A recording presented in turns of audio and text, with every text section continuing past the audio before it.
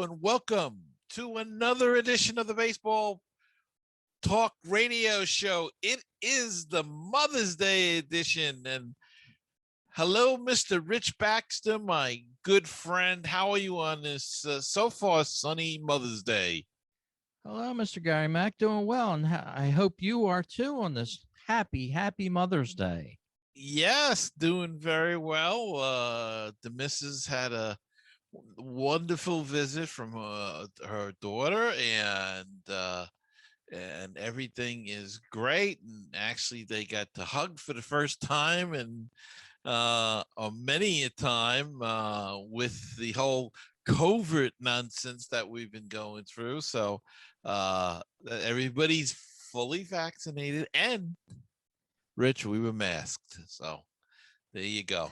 But it's a lovely day out so far. Let's hope the day stays for all the mothers out there. That's awesome. Great to hear it. And when I think of these type holidays, Mother's Day, Father's Day, I think of the ballpark, um, all the mothers out there that let their husbands and boyfriends go to a game or go with them if they're a baseball Mm-hmm. fan. And what a great way that is to enjoy a game, whether or not your spouse goes with you, or, if you're with the guys and all, and she gives you the blessing to go ahead to go to the ballpark. It's just great. So I hope all the ladies have a great day out there. And thanks for listening to the show as well. We have a lot of lady listeners out there. So maybe it's our charm. I don't know. I get maybe. Who knows? You never know. We are charming fellows. But yeah, and they usually have a nice giveaway for ladies at the ballpark um on a holiday like this, on Mother's Day. I don't know what it is this year. I didn't particularly check it, but usually they have something nice. So hopefully, all the mothers out there having a wonderful day with their children, and as I said, I hope the weather holds. So if people planned a barbecue or something like that, that it'll be okay. But lots of things to talk about today, Rich. Lots of things going on. MLB getting their hands dirty again, I say. Did Uh-huh. you know, Rich? Did you know that you cannot protest a game anymore? I didn't really know that. I know over the years, protests are seemingly futile at times, but um, yeah, I think you should have the right to protest a game for the very reason that you would want to protest it. Well, they changed this long-standing rule this season, and it reads like this. I'll just read the first section. Well, it's the whole thing. Protesting a game shall never be permitted, regardless of whether such complaint is based on judgment decisions by the umpire or an allegation that an umpire misapplied these rules or otherwise rendered a decision in violation of these rules.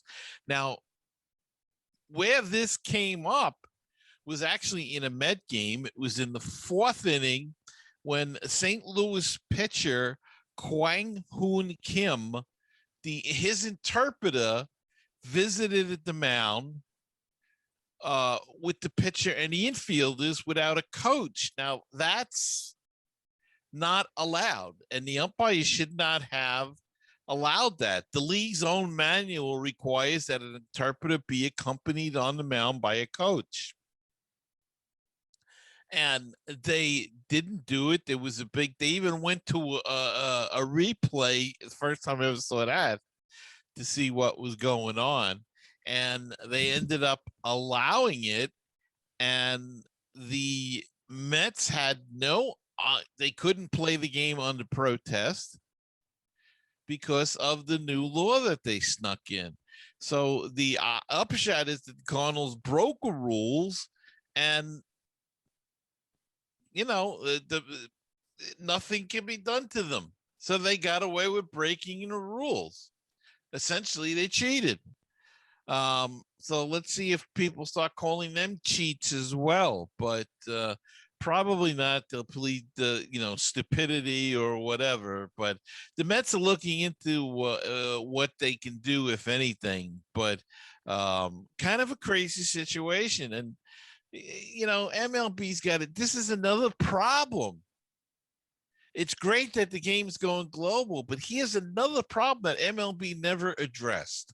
When these guys come in from these other countries, they should be given tutors so they can speak the language at least, in uh some capacity. Now, it used to bug me, like a guy like Bartolo Colon was in the league for 20 years and he needed an interpreter at a press conference. Yet you see him on during the game talking to all his teammates and stuff. So can he speaks well enough to talk to the teammates, but to the press he needs an interpreter? Is he afraid he's going to say something not correct or whatever? I don't know what it is, but it should be mandatory English, so you don't have to. You can avoid situations like this, just ridiculous, and it's just another thing that MLB and Manfred has dropped the ball on. Yeah, and recently we've seen some bad plays called by umpires. Certainly, you should be able to protest a game under certain conditions, I would imagine. So, I guess whatever that rule is now, it's telling you that it is what it is, and you have no second say about it, and they're not even going to review it. So, yeah, another tough way to take the MLB, so to speak. Take it or leave it type of thing is what they're trying to sell there. But I don't know. There's been some really poor umpiring in the last couple weeks, and what happened to the umpires? Did they like forget what they were doing? Did they hire a new crew of umpires? Or I'm trying to figure this out. I haven't really dug deep enough to find out yet. But have you noticed that? Yeah, I have, and I don't know what it is. I really don't. I'm with you. I don't know what's going on with these guys, but something's not copacetic here. The way they're calling these games, and I don't know whether Major League Baseball's trying to defend these guys or what, but I don't know. It's just I heard this about the not being able to protest, and I said that's a perfect topic for us to get into. And another thing that's going on in baseball now, and I think again, it's MLB getting their fingers in the pie, and that's the offense is way down. And they had said that they wanted this. If you remember, we talked about this in, I guess it was February or something, about they were going to deaden the ball a little bit, so there wouldn't be as many home runs. Um, Trying to get more involvement in the other parts of the offense, the doubles and the triples, and hopefully hitting runs and sacrifice bunts and stealing and that sort of thing. But the adverse has turned out. Offense is way down. Nobody's hitting. I mean, there are people hitting, of course, but there are large numbers of people that are struggling this year. And you gotta wonder, did the dead ball, you know while it did, there's less home runs being hit, but did it slow down all offense? And it kind of makes sense if you think about it. If a ball's not traveling as far, and you hit a gapper or something, it's not going to travel as far. It might hang up more, and that's going to be an out. So, did they shoot themselves in the foot again by manipulating the baseball now? I don't know, but they got to get their hands out of this pie. Yeah, this hasn't been the first time that the MLB has deadened the ball. According to an article in Sports Illustrated, they just recently did one. and I'll go to that now. Um, they've done it throughout baseball, and I don't understand that. I really never really dug into that either. But sluggers of the 30s and things like that, it happened to them as well. That just put some extra weight in a baseball, probably change the dynamics of it, and it just doesn't sit well with me. I think you should have had a baseball that's the same the whole time through as best as possible. Why should you have to toy with the dynamics of the game like that? I'm not for that either. Yeah, I don't know. I don't get it. Uh it's just it's just screwing it up, it's just we've got more outs. We're getting no offense now, or you get a big offensive game. But I don't know. Is the data showing that? No, but you've got to, being that they announced that, and you have to see. They say that the home runs are down. I think I heard a number that was 1,251 last year in April, or 2 years ago, and this year there's only 1,100. So they're down like 100 home runs or something across baseball, which is a lot. It's a big number. Yeah, now, Um, now that to me is hand in hand with what Mark McGuire and Sammy Sosa was doing with the steroids. They're trying to get an edge. Baseball was trying to get an edge and take an edge away. I mean, right. how can you say that it's good for baseball to manipulate the ball and then, those guys that did the steroids, damaged their bodies, but I don't know. It's a double-edged sword. It just, it's not like basketball. What can you do to a basketball? Take some air out of the ball, maybe.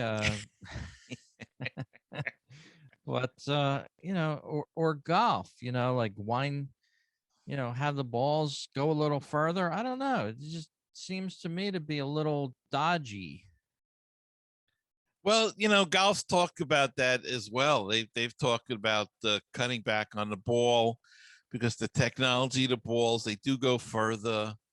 They do last longer than they used to. So they've been talking about on a pro level, of cutting back, a restricted flight ball that they can create. Um, but it almost makes sense in one sport, but in this sport, it doesn't. And the whole idea, they said this was going to make it, what, I think, fly 15 to 30 feet less or something. Uh-huh. But does isn't that going to affect everything though? Isn't that going to slow up a ground ball? I would think, if it's not going to fly as much. I don't know. I'm not a physics major. I don't pretend to know this stuff, but to me, it would seem that if it's not going to fly as far, um, then that means that it's not going to be, as hard hit. Maybe. I don't know. I don't know. I'm getting in over my head now. It just seems to me though that it's going to affect all offense, and they want to get offense, then do away with these shifts. These shifts are getting ridiculous. You got a 220 hitter coming up, and they're going into a full shift. I mean, I don't know. It's crazy. I've seen at least two or three double plays lost this week alone because of shifts, because the guy wasn't comfortable or wasn't familiar with which way to move to get to the base to get a double play. um you know Look, you can do shifts, but and do you see where second basemen play now? Up the middle, probably. Well, they play up the middle and in short right field. They don't even play on the dirt hardly anymore. You Yeah. see them in right field. I think that's why they're testing that rule where they have to be on the infield. And tell you the truth, I think that's a good rule in a way. I think you should be on the infield and not out in the short, 20 feet behind the infield. Naturally, you're going to get to the ball, and that's going to take away more offense. So if you want to have offense, you got to make them shift a little bit. I mean, but I don't see anything wrong with if do it like the old days where the shortstop would play more up the middle for a lefty pull hitter. The second baseman be swung towards first base a little more. The first baseman would be on the line. That's the way we used to do it. You Yeah, know, and it's only right to have a fielder on the infield, in my opinion, as well. I agree with you. mm-hmm. Now, and the other thing is, the batters could end all of these shifts. If you had all of these guys start butting down the third base line and beating out hits or going the other way and getting the hits, then eventually they're gonna stop doing the shifting and stuff. So, but they're arrogant about it and they want to hit it through the shift or over the shift or something, and it's not working. And the result is you're getting low offensive games. And look, if they're happy with that, that's fine. But I don't know. It's not what I would pay a ticket to see. Right. Well, some people did pay tickets to see, and this is a story that's near and dear to your heart, Gary. The past couple days there, the Mets have been embroiled into a little player to player good natured ribbing, I guess you would call it. Jeff McNeil and Francisco Lindor sort of went at it a little bit. And I guess Lindor's a little frustrated. He's been booed at home quite a bit lately. Um, Something happened. What do you know about this? Well, all we know is this, that something happened in the tunnel of the dugout, and I was watching that game. And after the game, when they met the press, they said it was a Francisco Lindor said they were debating whether it was a rat or a raccoon. They saw this big animal, and the other guy said, no, it's a raccoon. And well, quite frankly, nobody's believing the story. Right. Nobody believes it at all. But you know what? They have seemed to have um, what do I Mended want to the say here? fence. Mended the fence, buried the hatchet, and have played together, and they're both sticking with that story, and whatever happened. It's in the past, and they don't want it to get out, I guess. So I just say let it go. But what was interesting was in that game, Lindor is starting to come out of his slump, and he hit a 2-run homer to tie the game late in the game. And they won in the 10th inning. And every question by the press was about the incident in the tunnel. And Lindor laughed it off and said, "No, it was a rat, man," or he says it was a raccoon. But and somebody would ask the question again. Well, what was that? What was really about? He goes, "Well, it was a rat, man. It was about a rat." Yeah. So he stuck to the story. They asked him if there's any hard feelings with Jeff McNeil, and he said, "No, I can bring him out right now. Everything's fine." There was a play earlier in the game as well where they're getting used to playing with another, and they both came upon a ball, and uh, McNeil stopped then because it was up the middle, sort of, and Lindor got it and made the throw, but it was a weak throw because he was off balance, and the guy beat it out. He was not happy about that, Lindor, but he was not happy with himself about not, about not cutting in front and making the play instead of being tentative about it. So, it could have been that if both guys were struggling at the plate. They both were frustrated. Something could have been said, and who knows? But it's kind of dying down now here in New York, where the press tends to build on things. But we shall see. It was an interesting week for the Mets. They fired their hitting coach and their assistant hitting coach, and then to have this thing flare up, it was an interesting week. Yeah, and then ex manager Bobby Valentine made the news. He's running for mayor apparently in his hometown of Stamford, Connecticut. Interesting there. Yeah. Yeah, Bobby V running for Stamford mayor. He's very popular up there. He's got a couple of restaurants.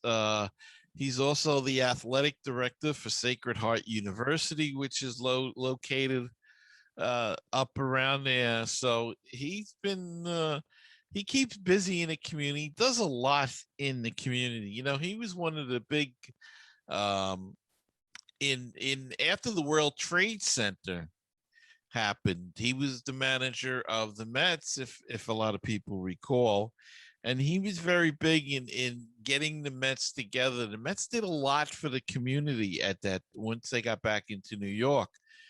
Um, they were scheduled to play in Pittsburgh, and of course the games got canceled, and they couldn't get a flight, so they had to bus back to New York, and he got them involved in a lot of things, helping the community and the survivors and stuff. So he's always been a very community minded guy, and I guess he doesn't like the politics of what's going on in Stanford, so he decided to run for mayor. And Bobby V is a very interesting character.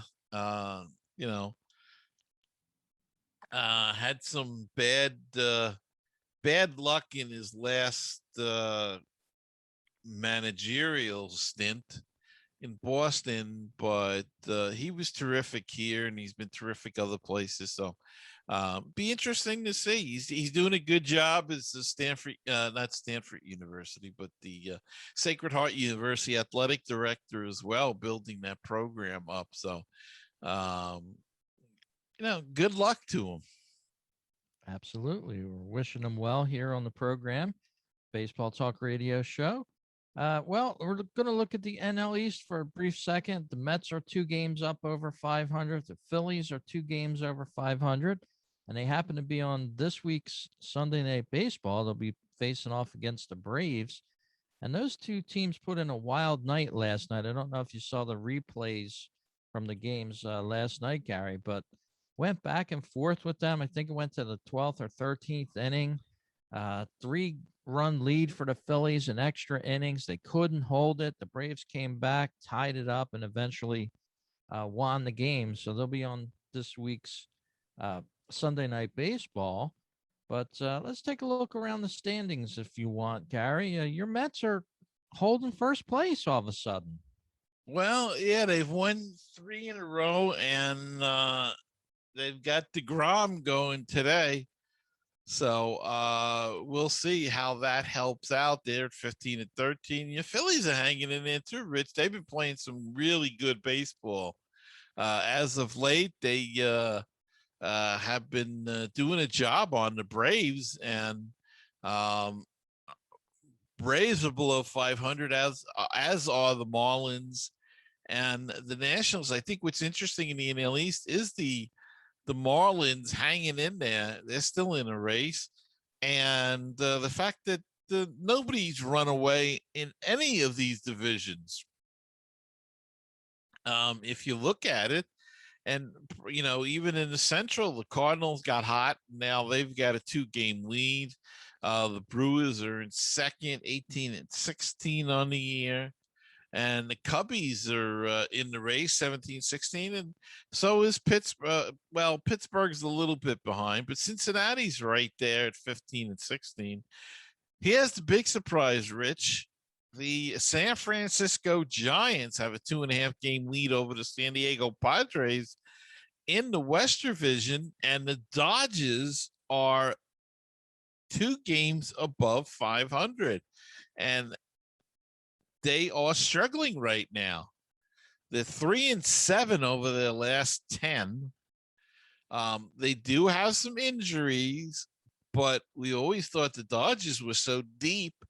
They're not hitting. Mookie Betts is ice cold. They lost Bellinger. He's out for a while. Dodgers got off to a very fast start, and then they've hit rock bottom. Yeah, despite a run differential that's best in the NL, they're at 33 runs over their opponents, plus 33. So they've got a great run advantage there, but we'll have to keep an eye on that. And like you said, the Giants taking a lead out there, 20-13, bursting out there, 12-3 at home. It's going to be an interesting race out there in the West. It certainly is going to be. And let's take a look at the American League. Boston Red Sox are up there, and I believe they got the best record in baseball now. Who would have thunk that, Rich? Yeah, 21-13, winners of their last 3. And right behind them, the Jays and then the Yankees. Yeah, and Tampa Bay's right there as well. And even Baltimore's in that race. So nobody's giving anything away this year. And Central, look at that. Chicago White Sox and the Cleveland Indians up there, and Kansas City. And people were picking Minnesota because I think they won last year. And Chicago people were picking, but I didn't think Cleveland was going to have much of a chance, but they've got a pretty good pitching staff, so that's what's holding them in there. But Kansas City at 500, they're in the race as well. So everybody's still bunched. Even in the West, Oakland's got a 2.5 game lead over the Seattle Mariners, 3 game lead over the Astros, 4 games over the Rangers, and 5.5 over the Angels. But everybody's bunched there. I mean, 5.5 games from top to bottom is really nothing at all. The only team you might say is not really out of the race now, because anything could happen, but Detroit is 9.5 games back. That's they've got a bit of a ways to go, but yeah, and it's an interesting season so far. if you look at their run differential, that'll tell you the story there. They're minus 68 against their opponents right now. They got to score more runs, more than the opponents. And the White Sox are plus 47. They have the best run differential in baseball right now. Really beating up on teams and holding them down. 155 runs scored to 108 as of the time we're doing this podcast. Even the Boston Red Sox doing well out there. Plus 35 run differential. And, it's going to be interesting. As you said, there's no team except for the Detroit Tigers right now that are truly like not out of it, but falling behind in a big way. So yeah, baseball's still bunched up is the news from Baseball Talk Radio Show. Yeah, still bunched up, and we'll have to see how this is going to shake out as we go along, and see who gets back on track and who doesn't. But Rich, might be a good time to talk a little bit about the Baseball Talk Radio Show and the Baseball Radio. Baseballtalkradio.com. and all the great shows that are on that network, including this show and your show, Phillies Talk, and my show, Mets Musings, and our good friends, Jeff and Len, and their terrific show, Baseball and Barbecue. It always leaves me hungry. Um, uh, just a lot of great baseball shows over there. So if you're looking for baseball podcasts, why search all over the internet? You don't have to go, looking all over the place. Go to baseballpodcast.net or baseballtalkradio.com. There, there's a bunch there, all in one space for you.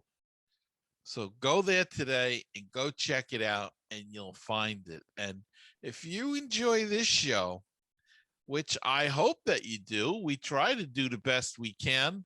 Um, Sometimes the video version comes out better than the audio because we're showing things on the video version.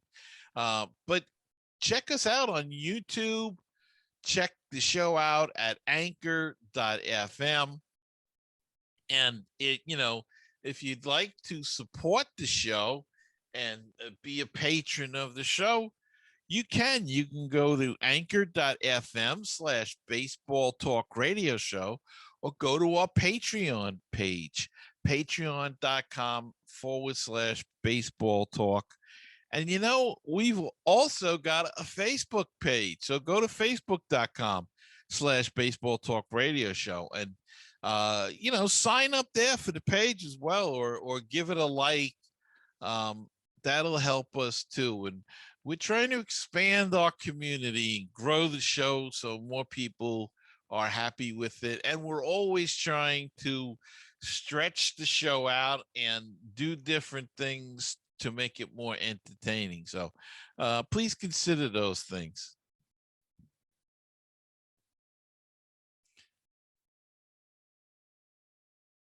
Rich, I think you muted yourself again.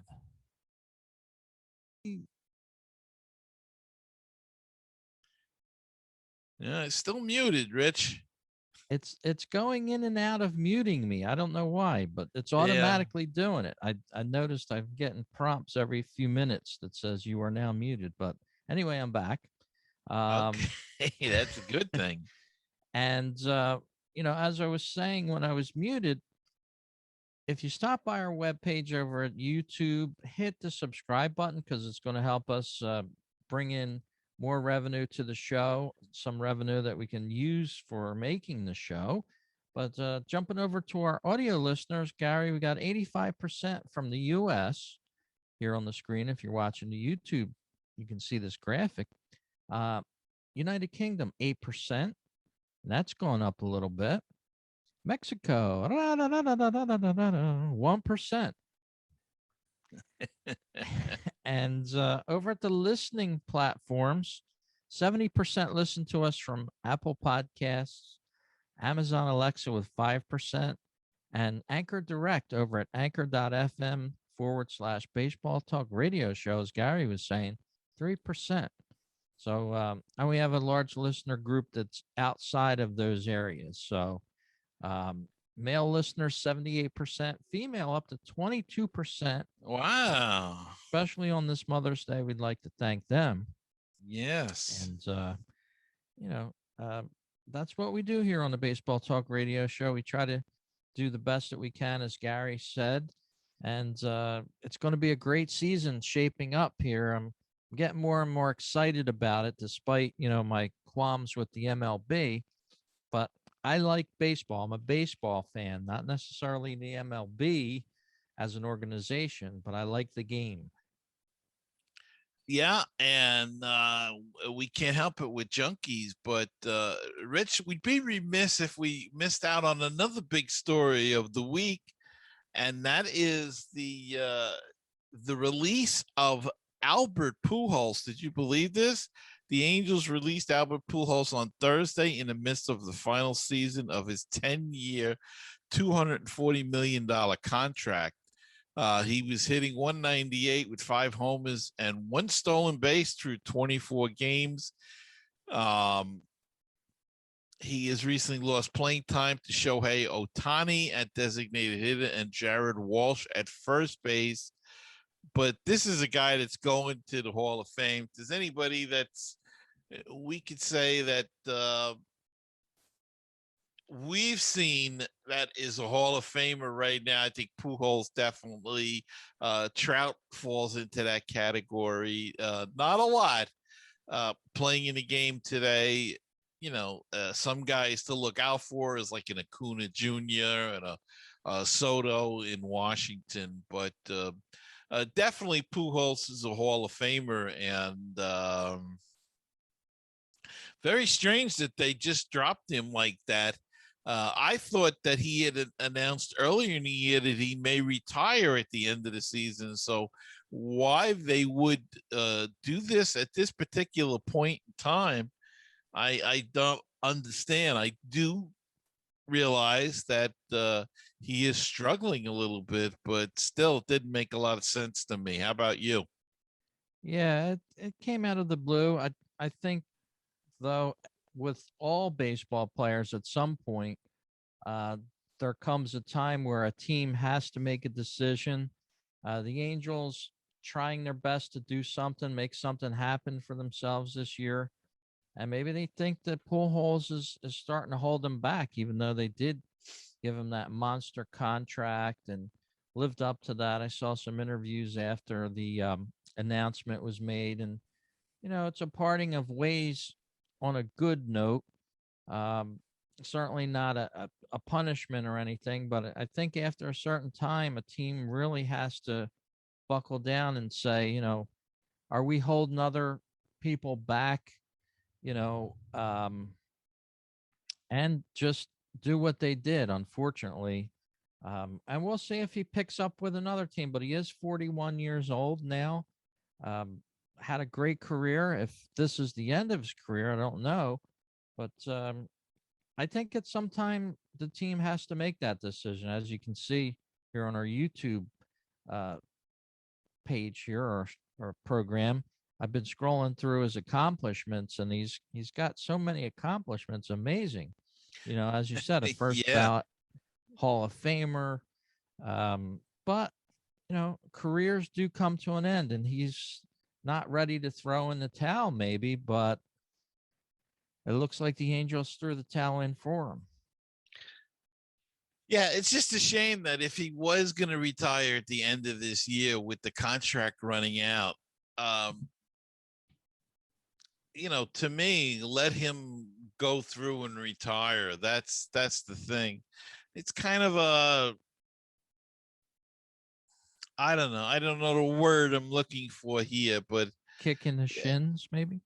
yeah, a little bit that a guy with this gets released at the end, and especially since it's the last year of the contract.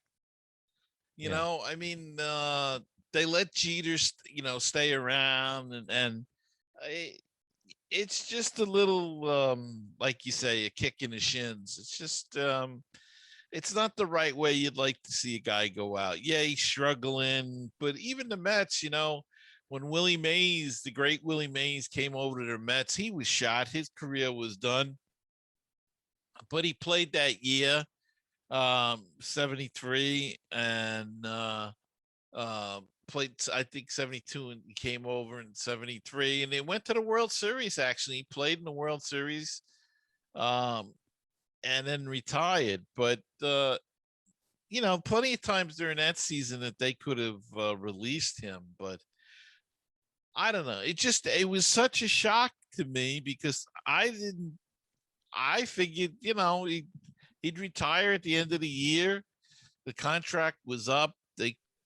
That would be the perfect time to break ties with him, just not offer him another contract. But to do it this way and this early in the season is another thing. But like you said, he could be coming to New York and not necessarily the Mets. He could be coming to the Yankees.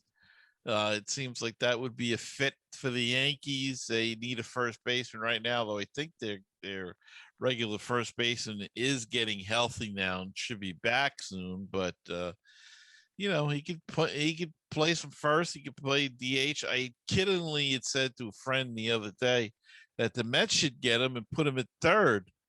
And that led into a big discussion about him playing third. And I said, well, he played it the other night. Now, he did play it the other night, but he only played the inning. And he had played it a lot earlier in his career, but Joe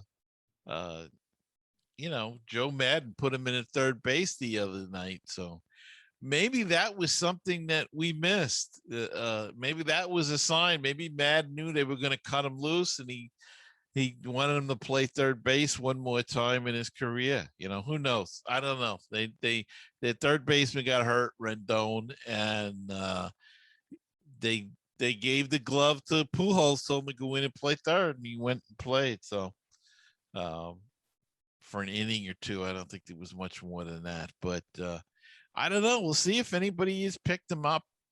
They're probably going to wait now because he has to clear waivers, I believe, right? It's not like the old days when they just released you and you were a free agent right away. Now there's a procedure, I think. So we'll see what happens. Very cool. Great career with Albert Pujols there. If we don't see him play again, I have a strange suspicion we probably will see him in another uniform for the remainder of the year. And as you said, it's a long year to go. So maybe somebody can pick him up and, put him to good use. But we want to thank everyone for listening to us out there on this edition of the Baseball Talk Radio Show. And can't wait till next week. I'm always like that, Gary. I'll do this show and then just can't wait till the next show. Well, that's a good thing, Rich. If we didn't like doing it, it wouldn't be any fun. So it's always a pleasure to see you and to work with you, Rich. And like you said, I guess we'll see you next time on another edition of the Baseball Talk Radio Show.